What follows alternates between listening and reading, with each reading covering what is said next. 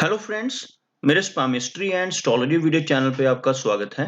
तो आज हम एनालिसिस करेंगे सैंड का और चेक करेंगे इसमें क्या-क्या नई चीजें हमें सीखने के लिए मिलती हैं।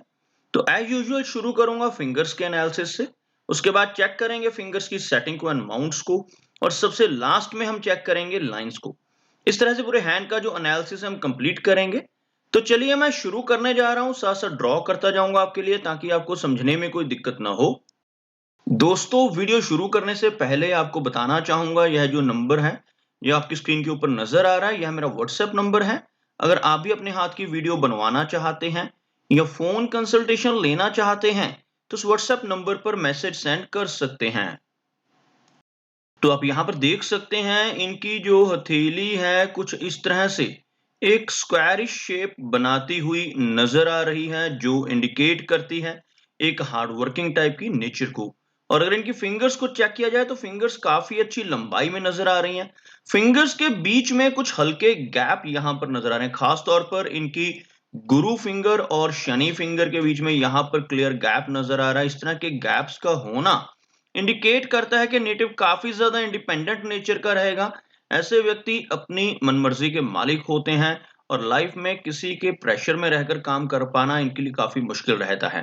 थोड़ा खर्चीला स्वभाव भी इस तरह के गैप्स की वजह से रहता है। ऐसे व्यक्ति धन को ज्यादा समय तक अपने पास रोक कर नहीं रख पाते, धन कहीं ना कहीं खर्च हो जाता है या इन्वेस्ट हो जाता है।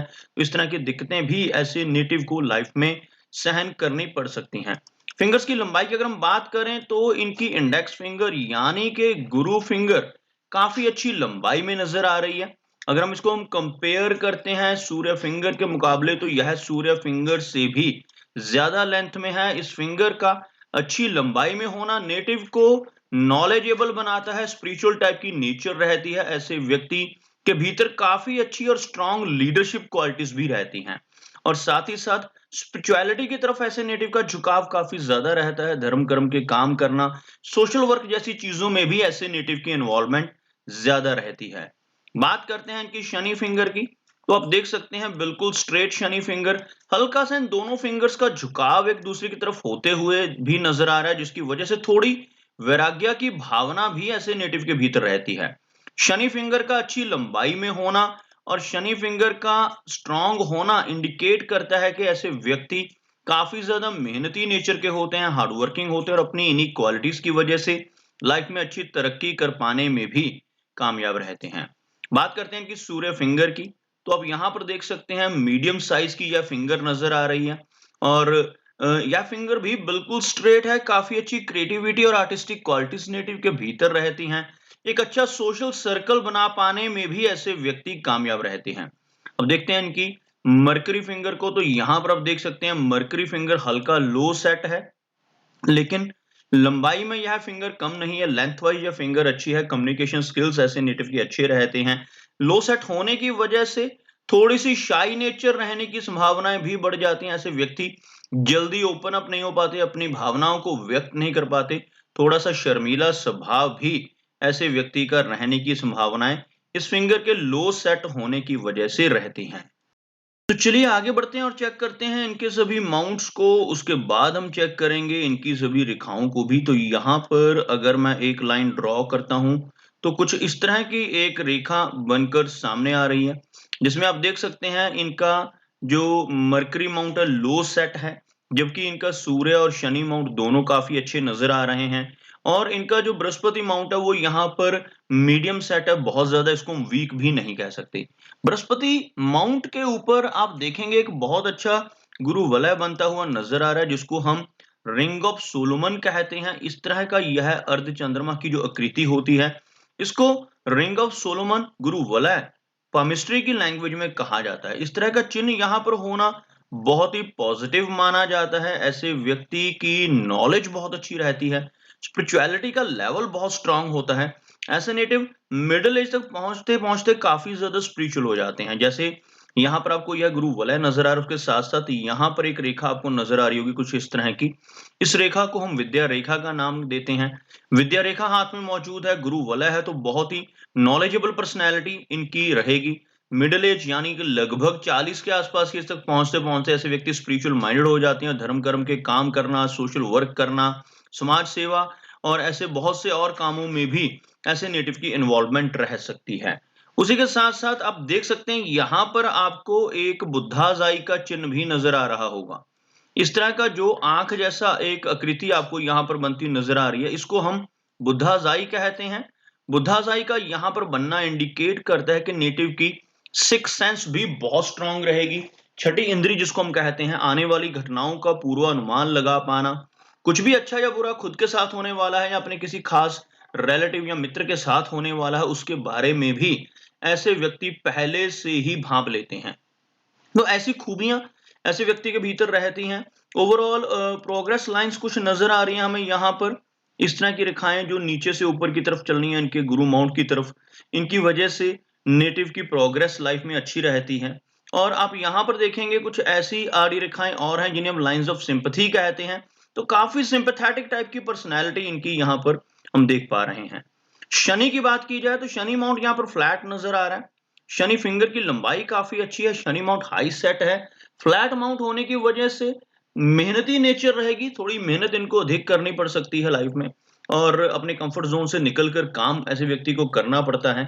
और यहाँ पर हम देखें तो इनकी जो भाग्य रेखा है वो काफ़ी अच्छी नज़र आ रही है। भाग्य रेखा का अच्छा होना नेटिव को लाइफ में हर तरह के कम्फर्ट्स भी देता है। आप देख सकते हैं भाग्य रेखा यहाँ पर मिडल से स्टार्ट होती नज़र आ रही है। उससे पहले भाग्य रेखा की ब्रांचेस मौजूद हैं, जैसे आप यह रेखा देखोगे, लेकिन बीच में यहाँ पर एक ब्रेक नज़र आ रही है और लगभग इस स्टेज तक यह पहुंचकर रेखा रुकती हुई साथ-साथ एक और प्रोग्रेस लाइन इस तरह से ऊपर की तरफ बढ़ती हुई नज़र आ रही है। इस तरह की रेखाओं का होना भाग्य रेखा को स्ट्रेंथ प्रोवाइड करता है और अगर आप यहाँ पर देखोगे तो लगभग यहाँ पर 32 की एज से काफ़ी अच्छी प्रोग्रेस लाइफ में आएगी और ये रेखा स्ट्रॉन्ग है। बेशक बीच में अप्स एंड डाउन्स इस तरह की ब्रेक्स होने की वजह से रहते हैं और अगर यह रेखा सीधा आगे बढ़ जाए और शनि पर्वत तक पहुंच जाए तो और भी ज़्यादा अच्छी होती है। अगर यह रेखा यहाँ से यहाँ तक पहुंच जाती है तो इसको हम और भी ज़्यादा भाग्यशाली मानते हैं। तो बीच में इस रेखा का रुकना लगभग 50 के आसपास की एज के बाद थोड़े फाइनेंशियल प्रॉब्लम्स को भी इंडिकेट करता है। थोड़ी-सी स्ट्रगल बढ़ सकती है ऐसे व्यक्ति की 50 की एज के बाद।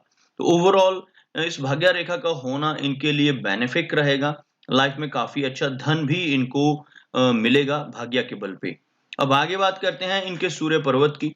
तो आप यह देख सकते हैं सूर्य पर्वत का जो एरिया है, इसके ऊपर आपको एक रेखा नज़र आएगी कुछ इस तरह की और ये जो रेखा है यह विद्या रेखा कहलाती है। और इस तरह की सूर्य रेखा का होना इंडिकेट करता है कि नेटिव को नेम एंड फेम, यश, ये सभी चीजें मिल पाएंगी लेकिन लेटर एज में चलकर, क्योंकि यह रेखा बहुत ज्यादा लंबाई में नहीं है। अगर यह रेखा कुछ इस तरह से लंबी हो, ऐसी एक लंबी रेखा व्यक्ति के हाथ में मौजूद हो, तभी व्यक्ति को लाभ मिलता है। नेम एंड फेम छोटी एज से मिलता है। तो यहाँ पर जो नेम एंड फेम है वो लेटर एज में मिलने की संभावनाएं सबसे ज्यादा स्ट्रॉन्ग रहेंगी। अब बात करते हैं इनके मरकरी की। मरकरी रेखा यहाँ पर बहुत ज्यादा स्ट्रॉन्ग नहीं है और मरकरी माउंट यहाँ पर लो सेट है, तो बिजनेस एक्यूमेन थोड़ा सा वीक पड़ जाता है। ओवरऑल यहाँ पर मरकरी माउंट के ऊपर कोई भी नेगेटिव चिन्ह नहीं है, इस वजह से जो कम्युनिकेशन स्किल्स है उसमें कोई ज्यादा बाधा नहीं रहेगी, लेकिन थोड़ी सी शाई नेचर इनकी मरकरी के लो सेट होने की वजह से जो रहने की संभावनाएं बरकरार रहेंगी। बात करते हैं इनकी लाइन ऑफ हार्ट की।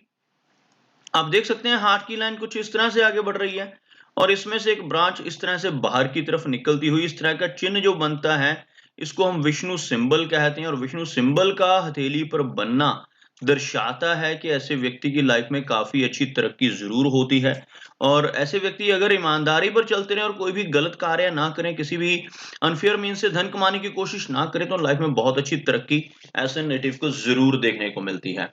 आगे बढ़ते हैं और चेक करते हैं इनकी लाइन ऑफ माइंड को।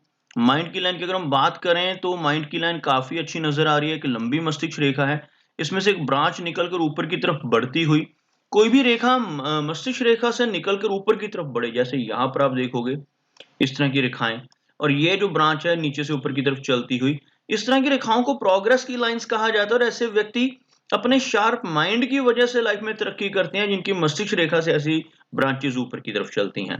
ओवरऑल एक लंबी माइंड लाइन है जिस वजह से मेमोरी बहुत अच्छी रहेगी, लेकिन साथ ही साथ थोड़ा सा तनाव और एंग्जाइटी की दिक्कत भी देती है। एक लंबी मस्तिष्क रेखा ऐसे व्यक्ति की मेमोरी ज्यादा होती है और पुरानी बातों को ऐसे नेटिव भूल नहीं पाते, इस वजह से भी कई बार दिक्कतें लाइफ में परेशान करती हैं। बात करते हैं इनकी लाइन ऑफ लाइफ की। तो यहाँ पर आप देख सकते हैं लाइफ की लाइन काफी अच्छी लंबाई में नजर आ रही है और लाइफ की लाइन पर कुछ हल्की स्ट्रेस लाइंस भी नजर आ रही हैं। यह लाइफ की लाइन है लगभग 75 के आसपास की एज को दर्शाती हुई। इस एरिया पर इस तरह का जो चिन्ह बनता है, एक त्रिकोण का चिन्ह या फिश का सिंबल अगर बने तो यह एक अच्छा चिन्ह माना जाता है। स्पिरिचुअलिटी रहती है, ऐसे व्यक्ति डाउन टू अर्थ रहते हैं। और खास तौर पर अगर केतु पर्वत पर फिश का सिंबल बने तो धन के मामले में नेटिव को लकी बनाता है। तो यहाँ पर कंप्लीट फिश का सिंबल तो नहीं बन रहा, लेकिन ट्रायंगल जैसी फॉर्मेशन होने की वजह से ट्रैवलिंग भी काफी ज्यादा रहेगी। और लाइफ लाइन के साथ साथ अंदर की तरफ एक रेखा चलती है जिसको मंगल की रेखा कहते हैं। इस तरह की रेखा होने से ऐसे व्यक्ति प्रॉपर्टी के मामले में भी लकी रहते हैं और काफी अच्छी प्रॉपर्टी बना पाने में कामयाब रहते हैं। और अगर हम देखें इनकी लाइफ लाइन पर कुछ ऐसी छोटी छोटी ब्रांचेस का होना लाइफ में स्ट्रेस देता है। और ये जो एरिया है ये शुक्र का एरिया है। इस एरिया पर बहुत ज्यादा ऐसी आड़ी रेखाएं नहीं होनी चाहिए। ऐसी रेखाएं होने से मैरिड लाइफ डिस्टर्ब रहती है। मैरिड लाइफ में दिक्कतों का सामना ऐसे व्यक्ति को करना पड़ सकता है। कई बार तो मैरिज लेट होने की संभावनाएं भी इस तरह की रेखाओं की वजह से बढ़ जाती हैं। अगर बात करें इनके चंद्र पर्वत की, तो आप यहाँ पर देखेंगे चंद्र पर्वत का एरिया, इस एरिया में हल्का सा ये माउंट दबता हुआ नजर आ रहा है, जिसकी वजह से थोड़ा स्ट्रेस और एंग्जाइटी की दिक्कत रहने की संभावनाएं और प्रबल हो जाती हैं। और यहाँ से ऊपर की तरफ ऐसी रेखाओं का चलना इंडिकेट करता है कि लाइफ में कई बार लंबी दूरी की यात्राएं करने का मौका ऐसे व्यक्ति को मिलता है। ओवरऑल चंद्र माउंट के ऊपर और कोई भी नेगेटिव चिन्ह नहीं है, जो एक अच्छी बात है। और इनकी मस्तिष्क रेखा की काफी अच्छी लंबाई होना मेमोरी को तो शार्प करेगा, लेकिन थोड़ी एंग्जाइटी की दिक्कत और ओवरऑल अगर देखें तो वीनस माउंट के ऊपर जो रेखाएं हैं इसकी वजह से थोड़ा स्ट्रेस रहने की संभावनाएं बढ़ती हुई नजर आ रही हैं। तो दोस्तों ये कुछ एनालिसिस थे इनके हैंड के बारे में, और मेरी कोशिश यही रहती है कि सभी सवालों के जवाब एक ही वीडियो के थ्रू दे पाऊं, लेकिन फिर भी कोई ना कोई चिन्ह या सवाल रह जाता है। तो इनसे रिक्वेस्ट है कि अगर इनका कोई क्वेश्चन पेंडिंग है तो मुझे व्हाट्सएप पे मैसेज करें। मेरा वीडियो वॉच करने के लिए आपका बहुत बहुत धन्यवाद।